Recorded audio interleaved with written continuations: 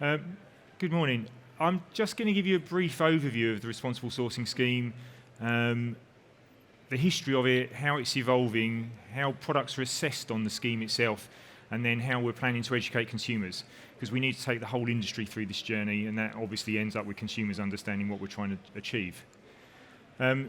This is, as the industry is moving from peat-based products to peat-free products, this is how we're trying to take that industry across there. This is a journey that we're absolutely on now, and it's going to happen, whatever we think, wherever we sit in this kind of debate, absolutely this journey is going to happen, and what we're trying to do is create a scheme that helps that.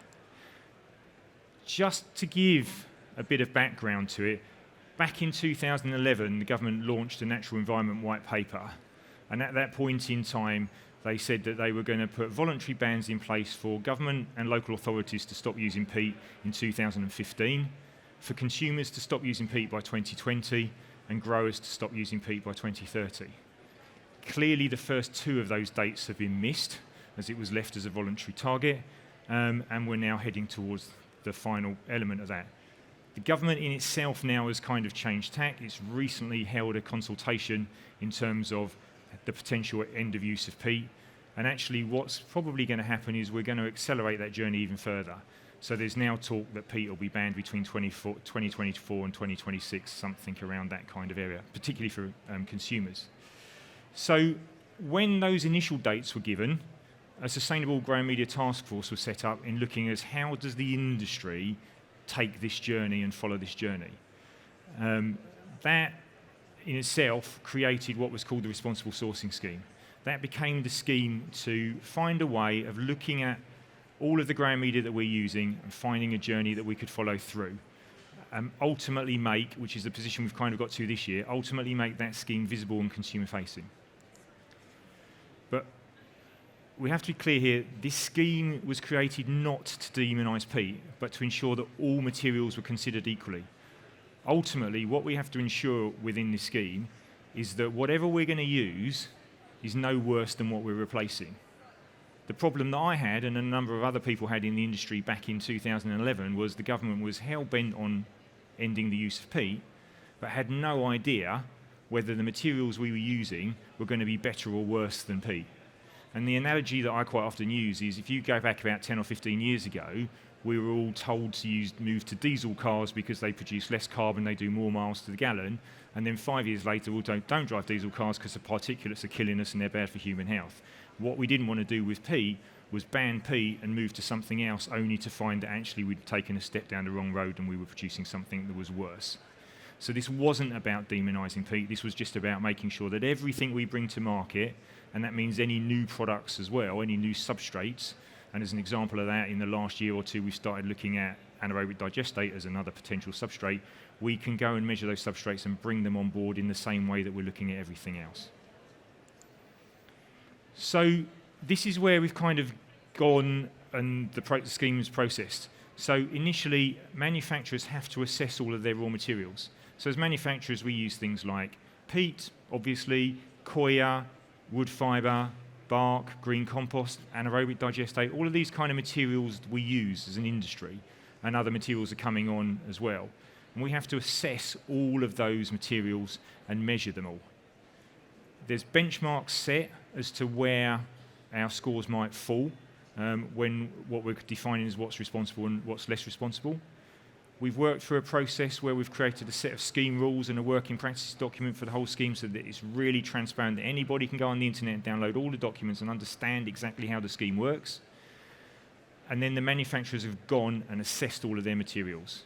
Once they've assessed their materials, that's all been audited, then we can allow for actually scoring any material. Because once I know that my coir has a score, my wood fibre has a score, my bark has a score, all I need to do is put in how much percentage of each of those raw materials are in a growing media mix. I now know the score of that growing media mix. So it doesn't matter today if I've got 1 growing media mix or 1,000 growing media mixes. Once I've scored my 4, 5, 6 substrates, I can score all my products really easily. Now that we're in that position where we've scored some of the products and we're still working on the rest of the products, I think during the next 6 months there'll be a whole batch more products that are being scored. We can then tell consumers what those scores are. So in February of this year we launched the consumer-facing website. So the consumers can now go onto the website and they can see what the scores are for a product, or whether products are in the process of being scored. And they can also search for products, so they can make decisions on that processes in terms of what purchasing decisions they want to make. So just to the scheme itself and what kind of things it is that we're sitting looking at, the scheme measures every substrate in 7 ways. And they're all measured the same, but we're looking at 7 different measurements. So we're looking at the amount of energy that's used in producing a substrate. So that takes the journey right the way back to the beginning. So it might be from the chopping down of a tree to get that timber, the movement of that timber from the forest to the mill, the processing at the mill, the moving it from there to a manufacturing site as bark, and then all the way through that process. The scheme measures everything from the point of origin right the way through to the bagging line itself. That's when we stop measuring. So it measures that entire process, and it'll measure for everything. And to be honest, the reason we used energy was when we sat and looked at trying to measure the carbon for everything, which is the obvious one, it's really complicated. So the de facto way of looking at carbon and making sure we captured that was to look at energy, because ultimately we can convert everything into kilowatt hours. It doesn't matter what it is, and then we can capture all of that within an energy measurement. Obviously, the less energy that's used, the better. The more energy that's used, then that's worse. And we're reasonable about how we look at this. So if you look at something like bark as an example, we don't look at the entire energy for bark. We look at the bark as its percentage against the whole tree. Nobody chops a tree down for the bark. They chop the tree down for the wood. Bark actually only takes about 5% of the measurement of all of that journey, because that's pretty much only the element that really gets captured inside what's actually used for bark. So we're taking all of those kind of nuances into consideration when we're considering those scores. The next one is water use. So this is important. We're making sure that we're looking at all substrates, and different substrates have different issues. So water use is one that we're sitting looking at. We're living in a world that's becoming more and more water constrained, and some of the products that we use, like Koya, comes from particularly water constrained countries. So we're making sure that we're measuring water and capturing it again through the entire process. Some processes don't use water at all. Some processes use quite a lot of water. Doesn't matter, because when you look at, as I said, when we're looking at all of these scores, some substrates do well in certain areas, less well in other areas. It's that balance of where they fall across the piece. Social compliance is about making sure that we're treating the workers right, and making sure that the companies that are doing the process are socially compliant, and we look back all the way through the businesses. So this becomes actually really quite a complicated chain, because we're looking at the whole supply chain and making sure that every element of the supply chain is socially compliant. So if you take Koya as an example, we're looking back at the factories where the Koya is produced, the fibre mills where the fibre is produced before that, then going back to the coconut farms in the first place and looking at social compliance of that.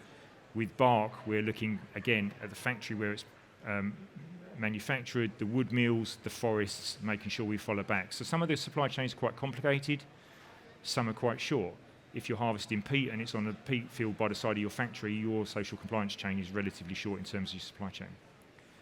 Habitat and biodiversity looks at, again, what habitat and biodiversity is disrupted by the processing of materials. So obviously, one of the big issues around peat, as an example, is that the habitat and biodiversity is destroyed when they clear the top of a peat field, and scores really poorly, because that's an area where peat obviously scores poorly. Other products like maize or whatever that goes into anaerobic digestate, it's a farmed crop. There's already the farm there, the field's there. There's no further habitat and biodiversity lost by the fact that they're farming one crop versus another crop. So the habitat and biodiversity loss is not great. It's not bad. And things like green compost coming from composted green waste, again, there's no habitat and biodiversity lost in the process. So again, different scales for different products. Pollution, making sure that none of the products we're producing produces any pollution in their process. So it's measuring any pollution that's created through their process. Renewability, again, an important one, because we're looking at a spectrum here. We're looking at green compost that arguably can be produced in weeks, right the way to peat, which you're looking at is probably 10,000 years in terms of the harvest, the production of the peat over 10,000 years through to the harvest in the peat. So renewability is scored again for that kind of reason. Something that's completely renewable, that's fantastic. And then the last one is resource use efficiency. So this is looking at making sure that whatever resource that we're taking and we're turning into a substrate, that we're not creating any waste from it. So if you come up with a product but it's creating an awful lot of waste through that process, then it's going to score badly in terms of resource use efficiency. If you're taking a product and you're using all of that substrate and there is no waste from it, then you're going to score really well. So all of the products are scored across those 7 areas. And that gives us a really good measurement then as to how responsibly sourced, how sustainable a product is going to be. So this is kind of getting into the realms where we are now. So these were the founding companies in terms of the manufacturers that joined the scheme in the first instance and have pretty much worked on this scheme over the last 10 years in the background.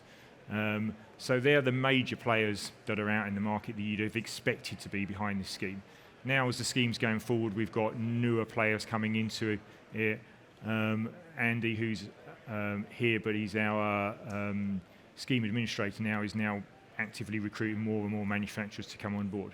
But actually, within the realms of this, we've probably already captured 80 to 90% of the volume of the industry in terms of products being manufactured for the scheme.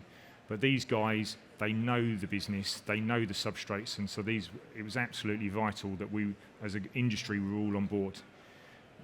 The scheme doesn't stop with just the manufacturers, though. The whole process has been designed by the manufacturers, NGOs, so we have charity NGOs like Friends of the Earth, Plant Life, RHS have been involved in this scheme as it's been created. We've had retailers involved in the scheme to make sure that it works for retailers. We've had growers involved in this scheme as we've worked for that. But in terms of putting these guys up first, these are the guys that have signed up to the scheme that are now bound into the rules of the scheme. But this has been absolutely an industry-wide scheme in terms of how we've created this. And all of this has been working alongside DEFRA as well. Because ultimately what we're trying to do is take this whole journey, having government on board and them understanding what it is. And they do buy into it. The scheme was cited at COP26 last year as being an industry scheme that really works to deliver how we can work together as an industry. What you will begin to see as retailers and what the consumers will begin to see is this messaging appearing on product and packaging. So where a manufacturer is an accredited member and ultimately a retailer becomes an accredited member or a grower becomes an accredited member, once they join the scheme and follow the rules, they can use the accredited member logo and it will start appearing on products, it will start appearing in retailers, as that kind of ongoing message that consumers will begin to see. On the back of packs and products, so that consumers can understand what the score is of that product, we're using 2 slightly different methods.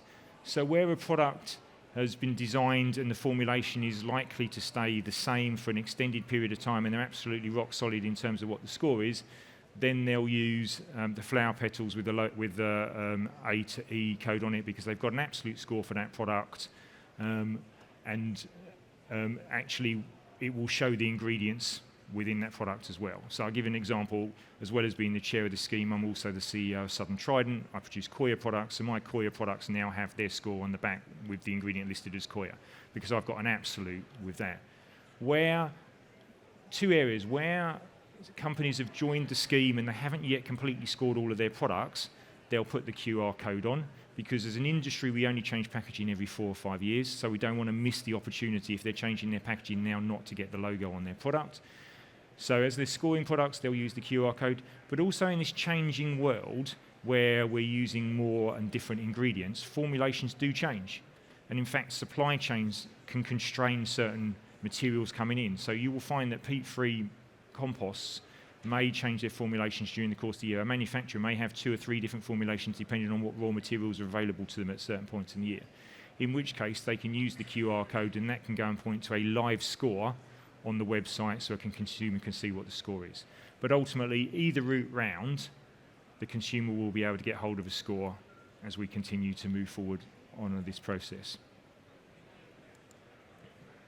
And here's just a kind of a few examples of where manufacturers are beginning to put the logos on the front of their packs, and then either put in the QR codes or the absolute scores on the backs of their packs that consumers can see. And we've used the A to E kind of scale to do this, because as consumers we've got used to looking at things like electrical devices with a A to F type ratio on it and tell us how efficient those machines, electrical equipment is. So this gives an opportunity for consumers to kind of understand from the outset as to what this actually means. Then, say, back in February this year, we launched responsiblesourcing.org.uk. This is very much a consumer-focused website. So the QR code will instantly take a consumer back to this website. It allows consumers then to look for products. So they can either look for the product that they're standing in the garden centre looking at there and then, or actually before they even get to a garden centre, once the scheme becomes more well known, they can sit there and look for what it is they're looking for. So if they decide that they want to go and search for a product that's peat-free, that's a Miracle Grow product, that's suitable for tubs and baskets, they can put those categories into the search bars and it will chuck out their product. If they're just looking for a seed cutting compost that's peat-free, then it will put out all the different manufacturers' products that do seeds and cuttings. So this allows consumers to find exactly what it is that they're looking for, and then if they want to compare by how responsibly sourced those products are, they can make that decision. If they just want to find a range of products that suits their needs, then absolutely they can find that. The website explains how the scheme works, and then it gives links to various other places. There is other source information available at the moment on the HTA's website, which is much more in terms of how the scoring works specifically, the working rules and guidelines of it, etc. We haven't yet put that on the consumer website because it's probably slightly too technical, but there is a debate going on as to whether we should put it on there just to keep it really open in terms of access to all of that information. But it's certainly available and out there. In the last few weeks, literally, we've created our first leaflet. So this is a A4 folded A5 leaflet that explains how compost is changing, how consumers, retailers, growers can make the educated choice, and explains briefly the different 7 measures that I've sat and talked to you over the last 10 minutes or so. This is available at the show. You can pick it up on the HTA stand. You can probably pick it up on various Growing Media stands. Andy's almost certainly got some with him right now if you want one before you go. But again, as a retailer, if you want some of these to put into your centre so that you can start passing on to consumers, then we can sit and look at that as well. This is now, for us, is about getting the message out there. On top of this, there's now also been some work done between the HTA and the GCA on the learning side of things. So there are some now modules about growing media. We'll talk about growing media specifically, but one of the modules is aimed and targeted at the responsible sourcing scheme, which is great for retailers to put their staff through. And that's a free scheme. So even if you're not a GCA member, you can go onto the HTA website and use that information, teach your staff about growing media and the scheme, no cost, because we really need to kind of get this information out there. As far as manufacturers that have already joined the scheme, this just gives you some indication of those that are on board. So we've got garden centres coming on board with the likes of Haskins, Dobbies and the Gardens Group down in the southwest. Some major retailers like Homebase, and we've got one of the big 4 supermarkets that's on the verge of joining the scheme as well. And then the RHS is joining the scheme for their retail outlets as well. So we're beginning to bring more and more retailers on board. And the scheme's target over the coming months is to do exactly that, is to bring more retailers on board now so this message can be further communicated out into the marketplace. So, just final sell pitch, come and join the scheme. I think this really does show your green credentials. I've showed you the website. You can speak to Andy Smith. He is sitting here at the back. And if you want to have a quick catch up with him as scheme administrator now, or email him at info@responsiblesourcing.org.uk. Hopefully, that gives you some background on the scheme. Any questions? I love it when there's no questions. Cool.